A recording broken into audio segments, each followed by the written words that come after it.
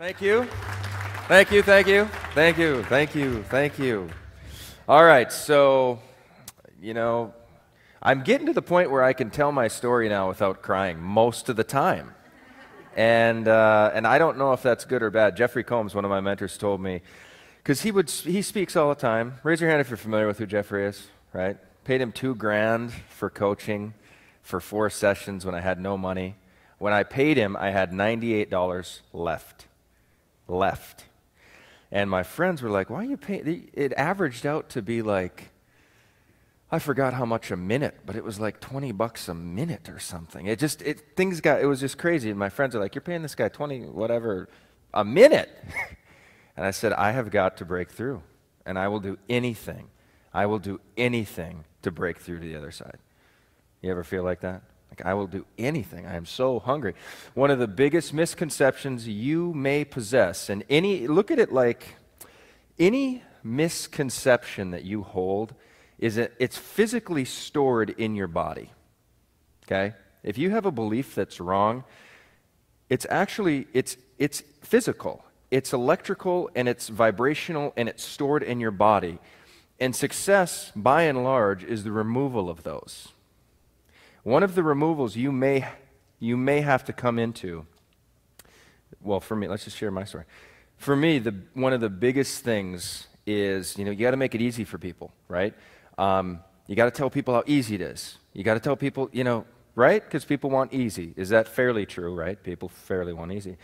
But there's a global belief that people won't work that hard, right? And, the success rate is so low that if you're pitching your deal and they're joining you and then they fail, people are lazy. If you hold that somewhere electrically in your body and you believe that in this industry, you're going to hold back big time. What I believed, which was a little switch, was that people will do anything to succeed. They will stay up late at night. They will work maybe through the night if necessary. They will wake up earlier. They will buy stuff they can't afford, travel to places that are out of their way, that cost their time away from their families. They will do anything humanly in their scope to succeed. And when I held that electrically in my body and I vibrate that, guess who starts showing up in my life? People like Crystal Curtis, who will do anything to succeed. You think Aaron Rashkin and Sophia, you think they'll do anything? They will do anything to succeed. I had to do everything to succeed. And one of the things that's really key, Clint, he spent 40 hours on a campaign, 40 hours writing. You see, this is a piece of direct mail that he mailed to friends and family, okay, on a product. This is all handwritten, hand highlighted. 40 hours of writing. Clint, you said your hand hurt? But people are lazy, right?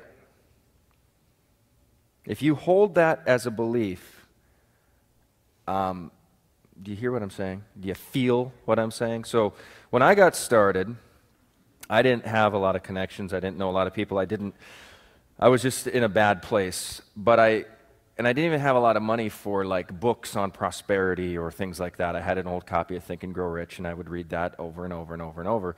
But I remembered my pastor, when I was in 8th grade, told me about King Solomon, and he was the wisest man, this and that and the other thing. And so I started going to King Solomon's writings, and I'd read them, and I would imagine, what if I took this little chunk of wisdom, this little proverb, and I fleshed out the wisdom exactly in my life? I somehow was able to translate this ancient little code thing, make it a part of me, and basically apply it today, thousands of years later. So I have a couple of these little codes I want to share that had huge impact on me. Permission to share them? Okay, so here's one of them, and I'm not going to write it out verbatim, but basically it says, he who holds back, okay, he who holds back the grain, okay, the people curse. But, and I know you can all read that, but there is a blessing on the head of him who sells it. And I would read each phrase literally, and I'd say, okay, now, even if it doesn't jump out at me, there has to be some kind of applicable wisdom from this ancient, divinely gifted juice here that I can apply. And can anyone read even a single word in that? But here's what I took. I thought to myself, what this verse means basically is you have a farmer who holds back grain. Why? To manipulate price so it goes up. The people are cursing him. They want, because what? That's bread. It turns into beer, turns into flours, flour, baking, everything. So he's holding back to manipulate the system, and the people are cursing him. But there's a blessing on he who sells it. And I thought to myself, sales, at least growing up, in my mind, sales had a little what to it? A little icky, a little kind of dirty, kind of bleh, right? So I started thinking, the people curse.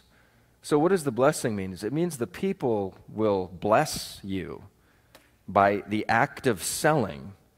You not only you become blessed, obviously, but the people will bless you because they're getting a deal, right? So what I did was I started to imagine that the stuff I sold not only blessed me, so there was but there's a blessing on the head of him who sells it. So watch this crazy thing. This is a biblical tie-in from the very early in the scripture when it says, you will earn your bread by the sweat of your brow, right? By the sweat of your face. Now here in the development of this whole tale in the scripture, now we've got the sweat is literally a blessing is now covering. So the sweat translates into blessing. Isn't that a beautiful picture? You are wet with blessing. From the top of your head, it's streaming down you. It's complete. And what happens, it's the sweat of selling. Isn't this crazy? The money, there's a lot of money out there. You have to work at it. You have to sweat for the sale sometimes. Sometimes it's very automatic. Sometimes it shows up. You don't even know how it showed up, but it showed up. But guess what? When that shows up, it was because you sweated earlier in marketing. At some point, when Rash, you have those auto applications coming in, he might be not sweating at that moment, but there was a time where he was learning the copy, and he was grinding it out. And when you get to a point, so for me, how I beautified this whole truth to me was that I was called to this sweat, and that this sweat translates into beauty. And it's going to drench me. Now, this was at a point where I qualified for welfare. I was so stressed, so intensely stressed at one point that my little Isaac, you saw the video, where's JT? Video's touching, and I'd say I'm a pretty decent dad. People tell me I'm a great dad. I believe I'm a pretty good dad. So with that said, remember that when I tell you this next story. Little Isaac, I was calling leads. No one was buying. No one was going to my website. And he was crying as like a 2-year-old does, 2, 3. And I remember I wanted to take him, and I held him, and I had to hold back from almost crushing his throat. I was so angry. I wanted to pick him up and throw him against the wall. That's the place I was in when I started this business. I cannot describe to you how desperate, how painful. I was erratic, thinking like I didn't do anything. But I squeezed it. I remember thinking like, I want to take. Some of you probably haven't been there, and thank God you haven't. But we had nothing in the bank. I remember I was getting as many credit cards in one day as I could. I was applying so it didn't affect the credit, so that the application could get through before they could check. And I was playing all this credit card game, and I was selling everything. I was telling Shannon she can't put so much milk in the bowl because we can't feed the kids. We can't put that much milk in a bowl because they don't need that much milk, right? Neighbors are buying us groceries. And here I am with my little King Solomon thing saying this blessing is going to be so complete, it's going to cover every area of my life. Okay. And that picture, that video with my son that JT was talking about, that was in Trump's penthouse, right? So I hosted a party for my team in Trump's penthouse. It was just 2 or 3 years later. Isn't that crazy? And here's where it came from. Emotionally, I said, I am going to love selling. I'm going to love the act of selling. I'm going to love the reception of money. The people that buy my stuff are going to love the reception. They are going to bless me for getting the deal. Right? And if there's even a modicum, even a trace anywhere in here, that you're uneasy about selling, that's electrically held in your body, you have to think about how can I get that away from me? And here's the thing. Selling, you have somebody here, and this is something called the future self, and what your product is a portal. It's a portal to their future self. They're fat. You sell weight loss. This is what they want, right? They're struggling, they're stressed, they want wealth. This is what they want to be. Your product, nobody wants to buy a powdery shake that tastes like chalk. Nobody wants to take little capsules and throw them in their mouth and swallow them with pills, right? You're selling this portal to get people to hear. And if you don't think that this portal is actually the portal, you're going to resist selling it, aren't you? Because if you say, here's my information product, and literally you are here, you don't know what you're doing. And information, it's a how-to situation. It's a mindset, it's a how-to. You are right here, and you don't know what you're doing. If you step into my portal, you can have this, and be this, and think this, and know this, and do this. If you came from that space, how could you resist marketing the portal? See what I'm saying? How could you do it? I take really expensive vitamins. I don't even market them right now. But I had a friend who, he said, he's my age. He's probably 30, 40 pounds heavier than I am. His face is hurting. He's got this and that. And I said, when I started taking full-on optimal vitamins, I quit aching like my feet used to hurt. I used to be thirstier than I am. It just changed my whole life. I sleep better, everything. And to me, the vitamins were a portal, right? Is this marketing situation that you're in, my point is this. The people want this, and they actually want this, and they're willing to spend anything, and they're willing to do anything to get to this.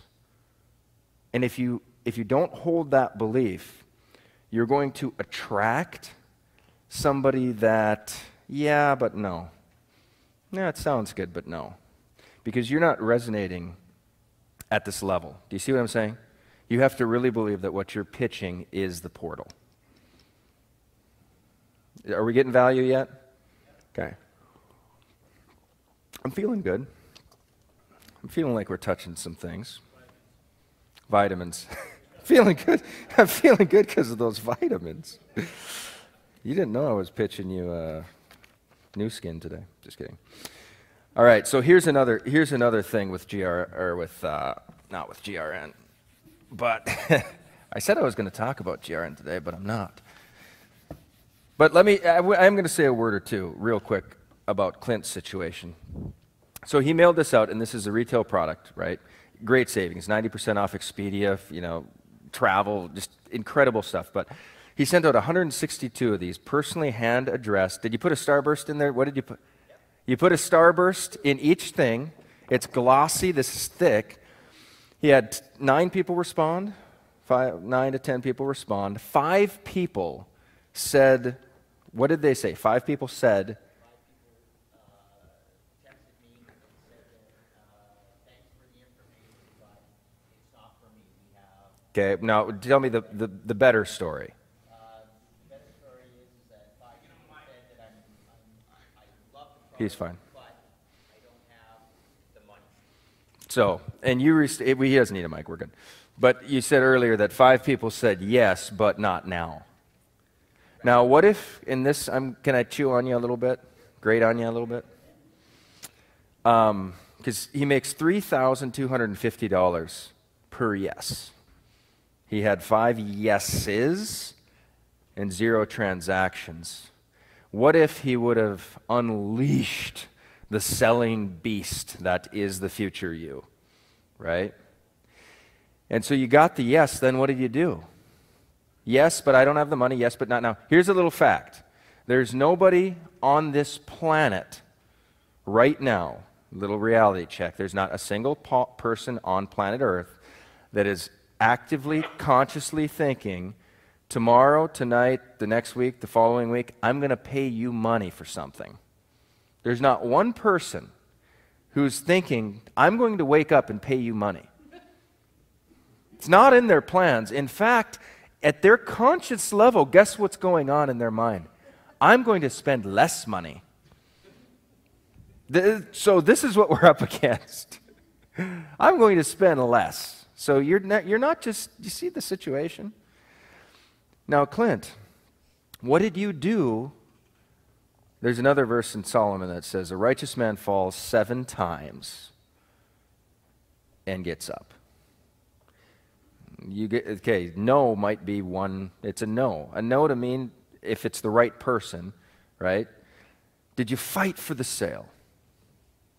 Or did you just say okay? No, I guess honestly I didn't fight hard enough for the sale. And that's why there's no money. You have to deserve the sale. You have to deserve the sale. Deserve comes from de, of, serve, service, of service. Yes, you like it. Tell me, what did you like best about it? Where do you plan on going on it? You know what? It's called assumptive selling. Let's hop on a webinar real quick. I'll take you inside this product, and I'll start showing it to you. Blah, blah, blah. You said yes, but not now, because you don't have the money. If you did know how to come up with the money, how would we come up with the money? If you did know how to come up with the money, how would you come up with the money? I've closed hundreds of thousands of dollars on that line. If you did know how to come up with the money, how would you come up with the money? I guess I'd borrow it from my dad. I think we got an answer. Borrow it from your dad. Now, if I believed that I was selling a bad portal, that would be mean and dirty, wouldn't it, for me to do that? I'll tell you a little story. There was this chick. She was getting married. She saw our product. At the time, it was $3,000. Now it's $5,000. She said yes. Guess what followed? There was a word, but. This word, but. This word, but, follows around all the time. And the more buts you have in your life, the more default when you say something and then there's a nice little but that follows, the more you will see that reoccur in your business. Yes, but. Yes, but. Yes, but. Yeah, but. After the 4th of July, yeah, I'm going to do that, but let's just let the summer slow. Let's chill for the summer. You know what? I'm going to do it, but my daughter's getting married in August, and we're very busy. Okay? I'm going to do it, but what? But American Idol's on, right? But. Did I have a point? I was going somewhere with this. What was I talking about? Oh, this bride. She's getting her wedding. She has no money. And her husband cannot stand this industry. And she's been toying around buying stupid biz ops and being in MLMs for months and months and months, and he's getting pissed. This is his fiance.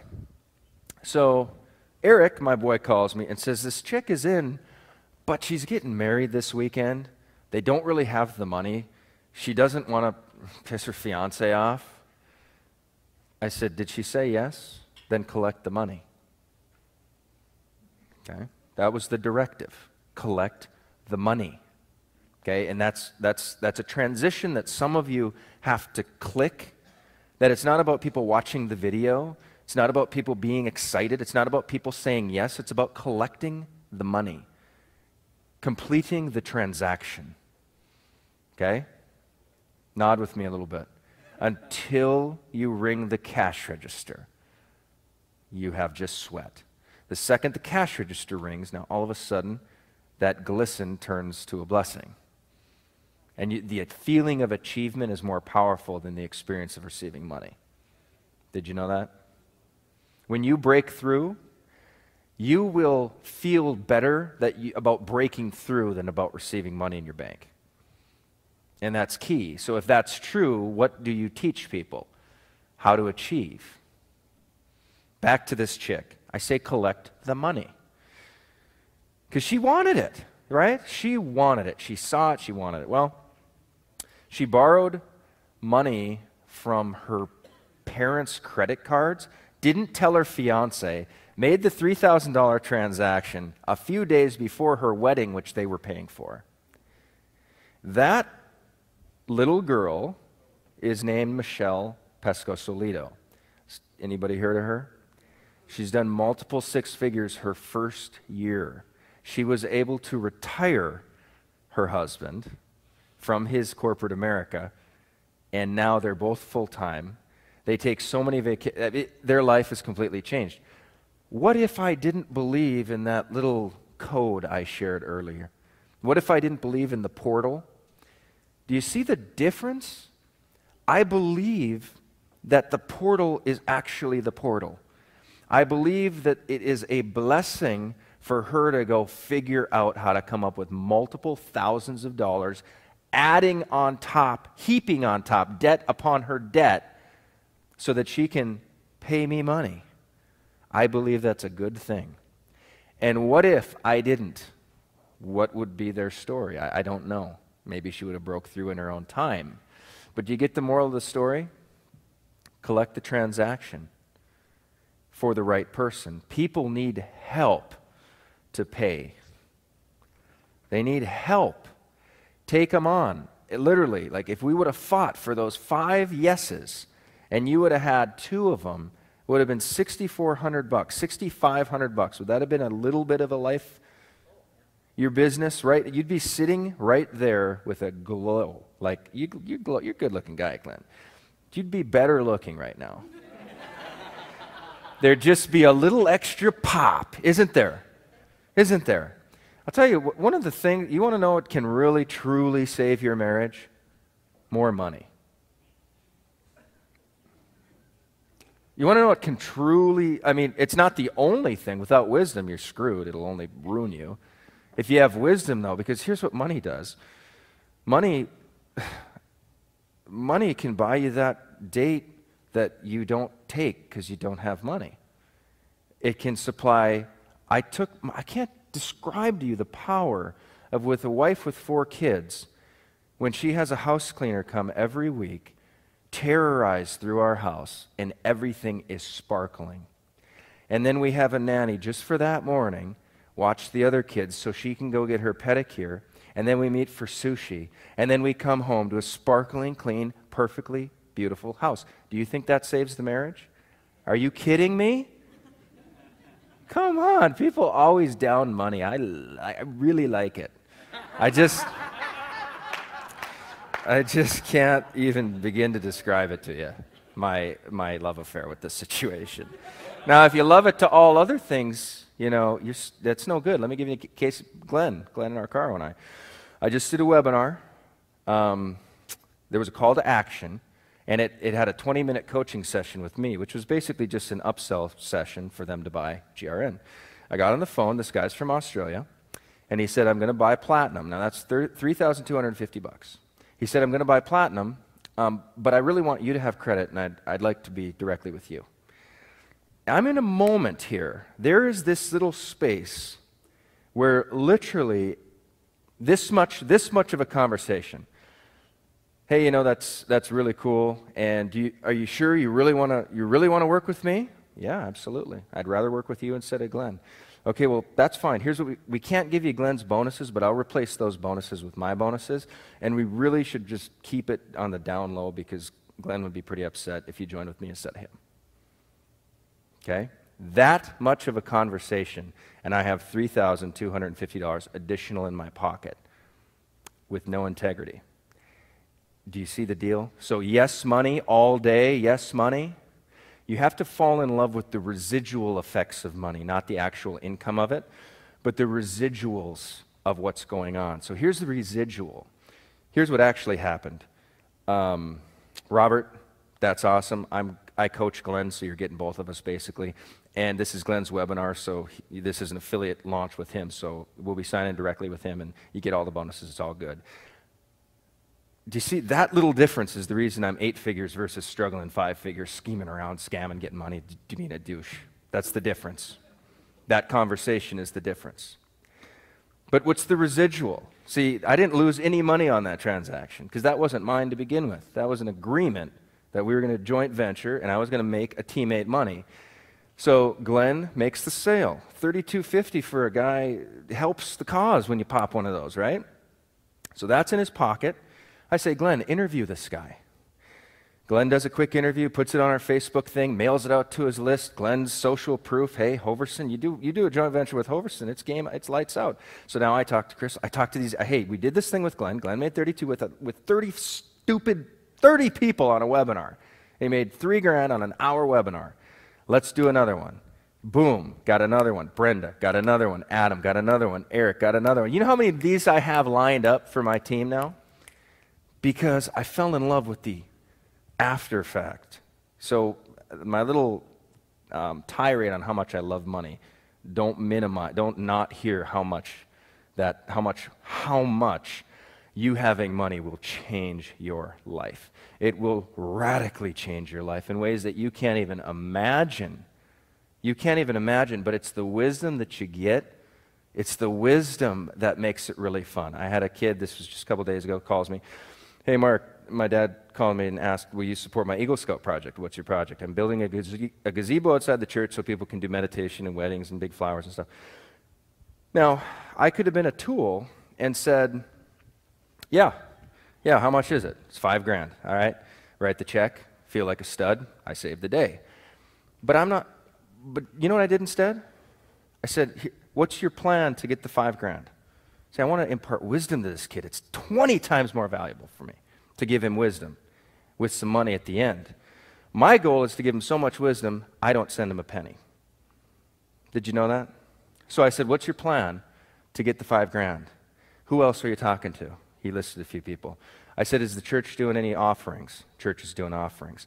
I said, do you have a visual printout with color and the flowers so that the whole church can see what this is going to look like? No. You got to do that. You got to have the church on their penny mail it to everybody and say, this is the deal. I want a picture of you. This is the Eagle Scout project. When is it due? When are you going to start building? Late in the fall. I said, okay, you do that. You do X, you do A, B, and C, and then hit me up in the fall with what's left, and we'll see. I have a feeling there's not going to be anything left. But I gave him something a lot more precious than money. Didn't I? Writing that check would have just ripped him off. Isn't that crazy? And at the very end, what I'll say, let's say he's got $1,000 left. I'll say I'll match $1 for $1, anything you can generate. Anything you generate. You generate 500, I give you 500. I'll match it all the way to 1,000. Benjamin Franklin invented the matching bonus, by the way. Just read it in a biography. But do you see, are you capturing a little bit of my heart here? It's the game of wisdom, falling in love with wisdom. That's really the key. How much time do I have? I got to get out of here, I think. I'm done. Am I done? What time am I supposed to be done? Oh, 11 minutes. I'm just trying to get out of here. Oh, man. There's this other, you want to see this other wisdom thing is really crazy. Okay, there's this verse that, and I can't tell you how much this stuff changed my life. Crazy. There's this verse that says, a lazy man has no game, a lazy man sees no game to roast, okay? Meaning, no game to hunt, sorry. A lazy man sees no game to hunt, and then it says, but a diligent man sees precious wealth in the land. So get this. This is water, trees. The lazy man looks at the landscape and says, I'm not even going hunting because there's nothing out there. Now follow this, because this gets really crazy in how you resonate. There's no game out there. The diligent man sees precious wealth in the land. He looks at the land, and his eyes are like, oh my gosh, there is so much money value to be created. Because the thing with money is it's a symptom. It's symptomatic. It's symptomatic it's a value. You create value, you add value, and money is symptomatic. And the money is always going to be in less proportion to the value, right? So when I do an info product, like Info Marketing Blueprint, I generated 8 figures of income, grinding it out, overnighters. I drove a $1,200 Nissan Maxima while I was making my first million. I crossed the $1 million mark, and I was driving a $1,200 Nissan Maxima. Because why? I was too busy working to even think about upgrading a car. Didn't even care. But here's my point. So when you do an information product, I create 8 figures, and then I spend a full month of every minute of my time creating this course, and then I sell it for $497. This is how I conduct a webinar. Raise your hand if you've led a webinar yet that has sold something. You guys have to start doing that. But I talk about how you have to confront price early so that they can have a sticker shock and then sell for 50% of that webinar. Most people, 98% of people, build value on a webinar. They present what it is. They pop the price. They say, here's the link. Thanks for buying. See ya. Or thanks for being. Did you know that all the sales come here? All of the sales come after the sticker. Everybody, when they see the price, almost goes, no. You have to hit them with that. And they have to get used to it. And then you start selling, and then you call people out that are buying. Why did you buy today? Well, I bought because... And then all of a sudden your buyers they're your social proof, and they finish the presentation for you, selling.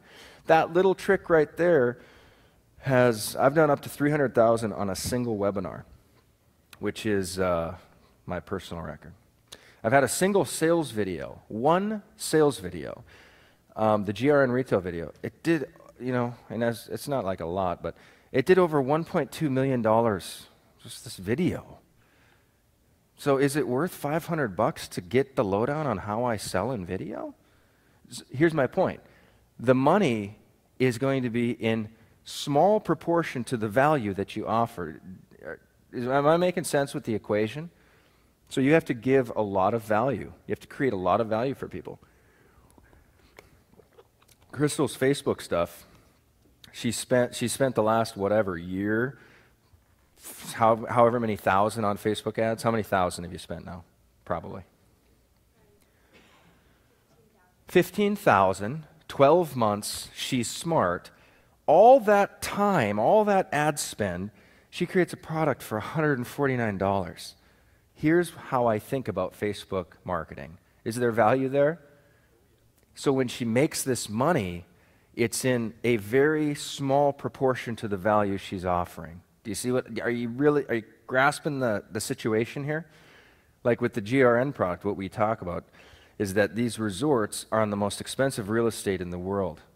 Hawaiian beachfront, best golf courses, best mountains, billions of dollars of development, and you get to go and stay there for $400 for the week. You see, but we're saying, do you see how much value has been created for you to just hack into and just walk on in? So you have to really, when you're selling, do all of that. I think about moments like this, and I think about what the stories are going to be out of this room, and there's already lots of little germs of success that are coming up. And the next time we meet, I want to hear your story. I want to hear it badly. Okay? I love it. Take me up on the offer, though. This is really great. $497 for all that jazz. Wealthfast5000.com. Jay, thank you for the invite to speak. Appreciate it. Love you. Done.